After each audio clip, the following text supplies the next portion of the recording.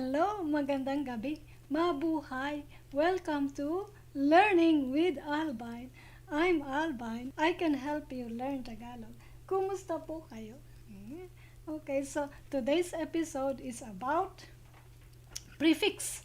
Prefix is if you are new in this channel, yes, and you wish to learn Tagalog, please consider subscribing. But if you are an old student and return viewer, thank you so much. I appreciate you. We are live every Friday at 9 o'clock EST. First question: what root words accept prefix E? Again, what root words accept prefix E? And then, how to form the past, present, and future tenses of the E verbs? And third question, how do I use E verbs in a Tagalog sentence?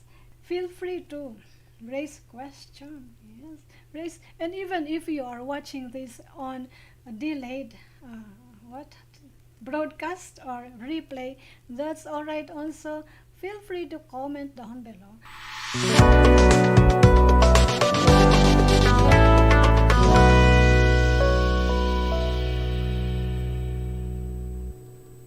Yes, and yes, to start off, what about prefix, root words, and prefixes? Of course, first we have the root word.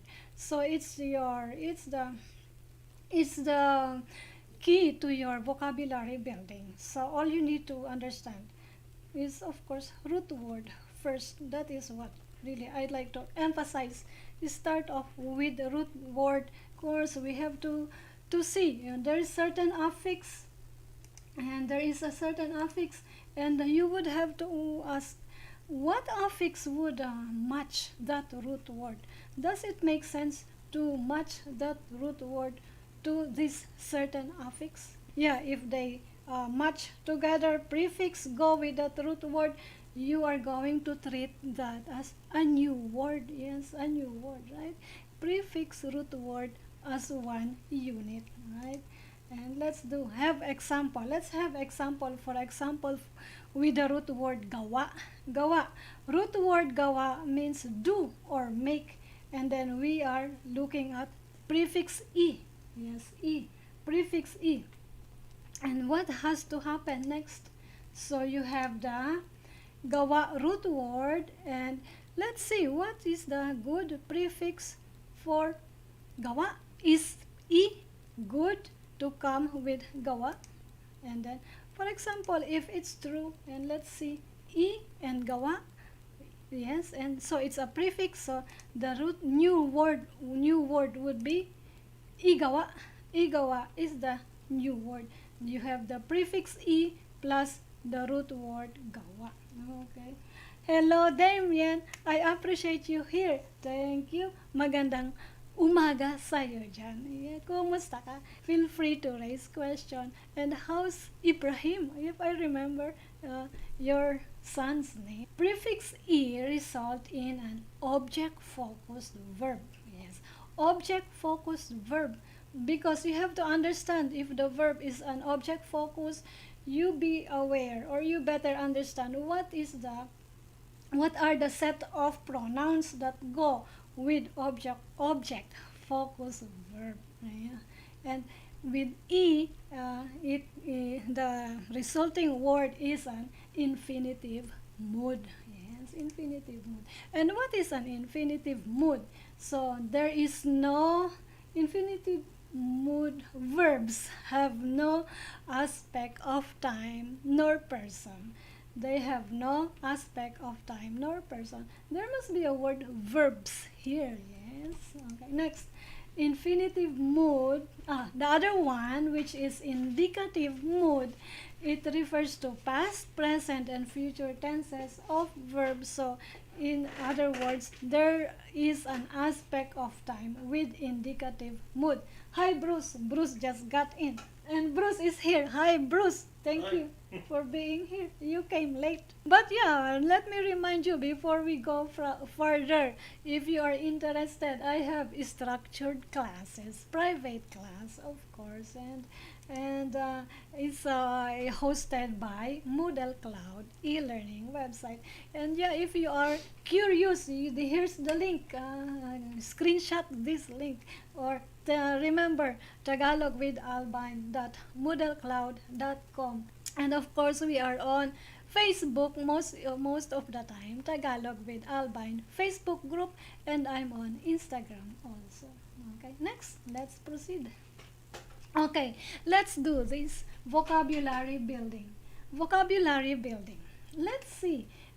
There are no English words here. This is what I'm telling, like people. Like, if you want to learn the language, stop looking at English words. Yes, it's easy. Like, present the picture, and then the word next to it. New word for you. Like this one. What?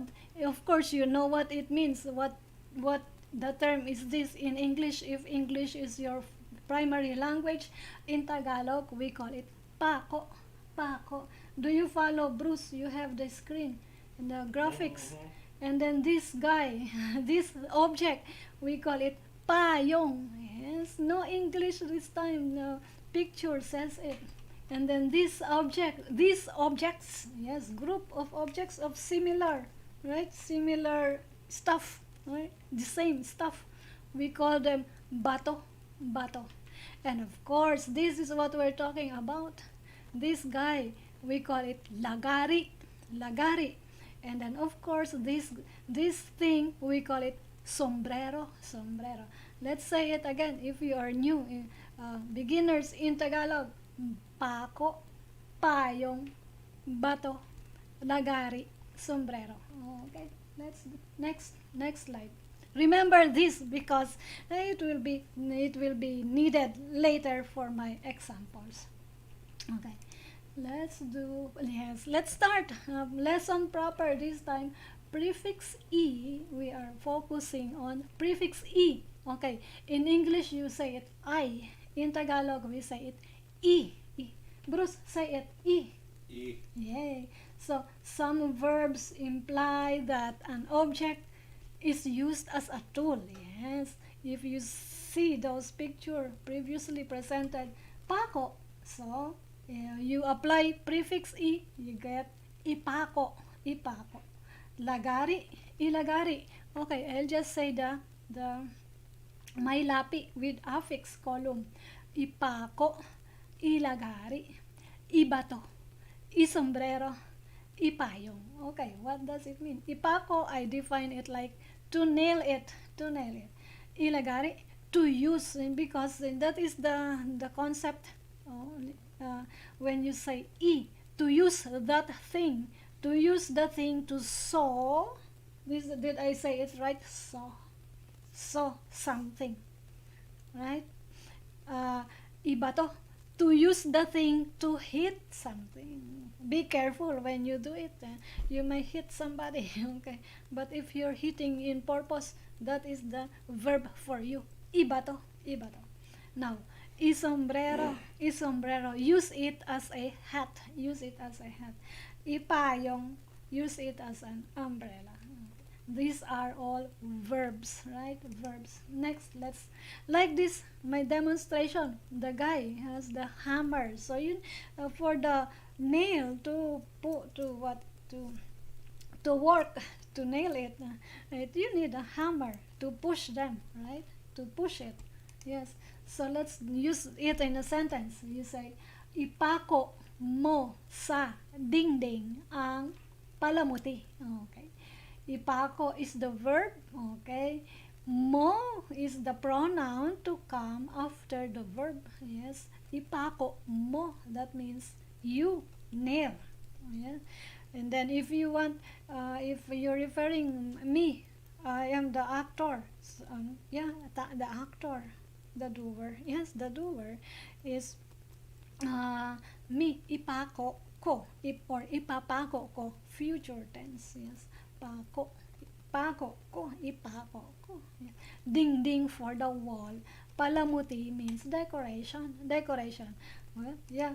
If you are familiar with Filipino culture, Filipino families, most likely you see the Bruce, what is on the wall? Uh, spoon and I say Last Supper. Last Supper is one. Ipako mo ang Last Supper sa dingding. Ipako mo ang malaking kutsara sa dingding. Ipako mo ang kutsarang kahoy, wooden spoon sa dingding. Ipako mo ang kahoy na tinidor sa dingding. That is the fork. Yeah. Nail the decoration on the wall. Yep. And let's see. Yes, and this is how we want to say this in English. And tell me if my English is right. Nail the decoration on the wall. Or it also the same as saying hang the decoration on the wall. But hang, you need to apply to use nail to as a hook to your decoration. Hang it on the wall. Nail. Okay. Let's do next example. Yes. Oh no, ignore my title here. This is not the right title. I'm sorry. Okay, my bad. So let's talk about umbrella. Payong. May ipapayong ka na sa mga araw ng tag-ulan. May ipapayong ka na sa mga araw ng tag-ulan. Later, I am going to reveal what it means in English. So, payong, ipapayong. So, ipapayong, it means future tense, ipapayong. The first syllable was repeated or is repeated. Like before, you apply e. Later, I'm going to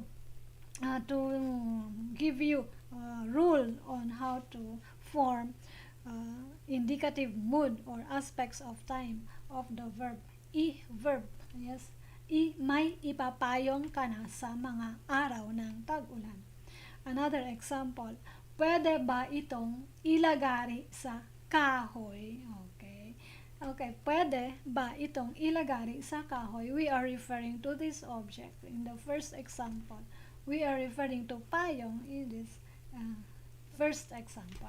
Let's see how you want to say that in English. First, I say in English, as far as I'm concerned, this is how you like to say it in English. You now have something to use in the rainy days. In the rainy days is good.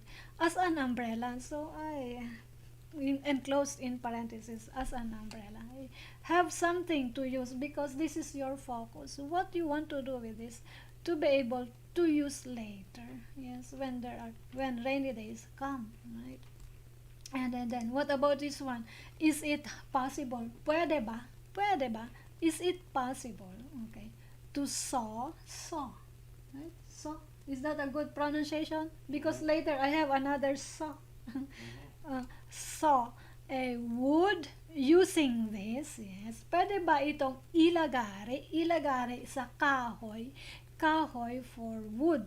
Yep. And yes, pwede ba? And of course, there's another type of lagari. I just say lagari. There is such kind of lagari that meant for steel, right? So you call it saw also, right? So it's nice to specify that ilagari sa kahoy. The other object, ilagari sa bakal for metal, steel, that kind of thing, right? Ilagari. Use that object as a tool. Okay. Next slide. Yay. And some verbs mean to do somebody a favor. To do somebody a favor. Let's see. And gawa is one example. And gawa means do or make. Bili is another example. It means buy. Tahi. Okay, this time, tahi is so. So what's the difference between the first so and the other so? Same pronunciation, Bruce, tell me. The so, the one like that, so, for the clothes. So. I don't know how to say it. S-E-W. Yes. Pronounces S-O. So. So. How about the other one? So. So. Like Or if that. you're from Boston, SAR. That is difficult for me. The difference between the so so, and so. So, So, like that. like, Another one, so. like so what? That's difficult. Pardon, Filipino speaking. So, and then so. So, Yeah. You know the difference? Itahi. It's simple to say that. Never mind my English. Let's focus on Tagalog. Itahi. Itahi. You do it. Your fabric, right? Clothing. Itahi. Okay. And then ibigay. Yes, ibigay. To give, right? So do somebody a favor. A favor. Let's have example. Yes, and let's look at this graphic. Yeah, what can you see? Yes, what is this? Yeah, have this. Let's have this example. Igawa, igawa mo ako. Mo, you make me. Me, mo, ako is the you do it for me. Yes, do me a favor. Igawa mo ako. So who will do it? You. Igawa. For whom? For me. Ako ng eroplanong papel. Igawa mo ako ng eroplanong papel. So this is the thing, the object. So again, object, focus, igawa. In English, make me a paper airplane. Paper airplane. Yes, make me. Igawa mo. You make me. Igawa mo ako. Ako. Yes, that. And yes, support this channel, please. Help me grow this channel for the sake of algorithm, YouTube algorithm.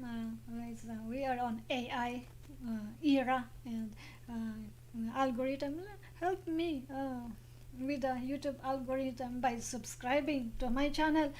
Based on my statistics, there are more non-subscriber viewers than subscriber. If you are subscribed, subscribe, please watch my channel. And if you are new in this channel and you are watching me, please subscribe. Yes, there are more non-subscribers than subscriber, but my number of watchers are higher than subscribers. Okay, you know what I mean by that analytic. And watch my other videos, please, because you learn a lot, I'm sure. Yes, and hit the like button. Yay. And let's do prefix e now, this time more on prefix e. Okay, more, another group of verbs, right? The object is to move from one location to another. To move, there's a certain movement, right? Yes, for example, tulak, lagay, tapat, kanan. Of course, the other one is kaliwa. Kanan, kaliwa. Pasok. Okay, pasok means enter. The opposite of enter is what? Get out. So, labas. Right? Okay. Itulak, push. Ilagay, to put. Itulak, to put. Ilagay, what? Itulak, to push. Ilagay, to put. And then itapat, to bring in front. Ikanan, to bring to the left. Of course, the other one, ikaliwa, to bring to the what? Yes, Ikanan. Kanan is pretty well. right. Oh. Well, Let me edit my slide. Let me edit that. Kanan. The ikanan is right. Bring to the right. Okay. Bring to the right. Thank you, Bruce. What did you say? what's to the left? Oh, yeah, right is the kanan. Kanan. Right. What's Right. left? Left is kaliwa. Left. Kaliwa, I didn't put it here. No, no space. But you just remember kaliwa. Yan, opposite of kanan. Let's do it again. No confusion this time. Ikanan, bring it to the right. Put it to the right. Right. Turn to the right. Ikanan. If you are driving, ikanan mo. Ikanan mo. You turn right. And then if you are driving, ikaliwa mo. You turn left. Turn left. Yes. And then, yeah, or movement, any kind of movement. Ikanan, ikaliwa. Yes. And then, ipasok, ipasok, bring inside. The opposite is ilabas, ilabas, bring it outside, ilabas. Okay? And let's have more example. Yes, let's have the sleepers as an example. Yeah. And you can figure out that this is like before entering the door, right? Do you agree, Bruce? This is this scenario before entering the door. Looks like our house. Huh? It looks like our house. Our house here. Okay. So yeah, and there are families that when sleepers are not allowed inside. Let's see. In this regard, my example is, hindi nila ipinasok ang kanilang tsinelas sa loob ng bahay. So, tsinelas for sleepers. Ipinasok is the verb. In this case, ipinasok is past tense of the verb. Okay, ipasok is Yes is chinelas. chi. Chinelas. We say it chinelas. Tagalog, we say it chinelas. In the old days, C is not part of our alphabet. So Tagalog hear it like TS, chinelas. CH. It's derived from Spanish term chinelas also, I think. So Tagalog, we spell it like chinelas. Sometimes people say sinelas. They disregard the T. Sinelas. That's acceptable also. But chinelas. Sa loob ng bahay. Hindi nila ipinasok ang kanilang chinelas sa loob ng bahay. So, ipinasok is the verb. Ang kanila, we are talking about the sleepers, kanila. Whose sleepers? Kanila. Kanila is the pronoun. Kanila is it means their sleeper. Nila. Who? What? The object to a verb is another pronoun, which is nila. So object pronoun. Okay, next let's do that in English. They didn't bring their sleepers inside the house. They didn't bring their sleepers inside the house. Hindi nila. They didn't. Hindi nila. They didn't. What is the verb? Ipinasok. Bring inside. Okay. Kanila. Their chinelas, sleepers. Kanilang chinelas, their sleepers. Sa loob ng bahay. Sa loob ng bahay means inside the house. Inside. There you go. No questions? There are 4 people watching. Please say hi and then let me say hi. Please say hi and I'll say hi back to you. And please identify yourself and please subscribe if you are not subscribed yet. Thank you so much. I appreciate you. Feel free to raise questions. While I'm still here, I will be able to answer your question. And please provide sample sentences. Please. Or help me. Maybe you have such kind of English phrase that you want me translate in Tagalog. While I'm still live, I will be happy to translate the words for you. Okay, let's do that. Next. Okay, now this time let's have this object picture. What can you say about this? Okay, so dali, dali it means hurry. Dali, Bruce, dali, hurry, hurry, hurry, or quick. Let's quick. Itulak natin si Joey. For example, Joey is the name of this guy. Yes. Itulak, push. Itulak. So push. So the subject is Joey. Yes, si Joey. Okay, so C is a subjective marker and C is always followed by name of a person. So this we are talking about Joey. What do you want to do with Joey? Itulak, push, push. Who will do the pushing? Natin, which means us. Us in English, let us. Itulak natin, let us, natin. Natin is objective pronoun, personal pronoun, but object to a verb. Object to a verb. Take note, it's in passive voice. Subject is Joey, si Joey. The verb is itulak. Object is natin. Natin is the doer and the doer is not the subject. So it's in passive voice. It's an object-focused verb. Itulak. Yay! I think, I think that yes, and please support this channel and thank you for being here and help me provide what fuel to this channel. Buy me a coffee. Please find the link down below. The link down below and subscribe to my email list because we will be having activities, especially Buwan ng Wika this August. I'll be sending you announcement and of course other new products, yes, via email, and I'm kinda finding time to write more emails for you. Okay, and of course next episode I need to cut it short this time. Is, yeah, 30-minute long is just okay. Oh, yes, 30 minutes or more, or a little bit more than 30 minutes. Next meeting, let's talk about indicative modes of verbs. The conjugation, that means we would be talking about past tense, present tense, and future tense of verbs. So how you, this is good for beginners in Tagalog. Yes, and yeah, and what else? That's, and of course, if you want to learn more affixes, many of them are already presented, and those on the check mark, and then we are currently here on yes, and there will be more affixes coming up for you.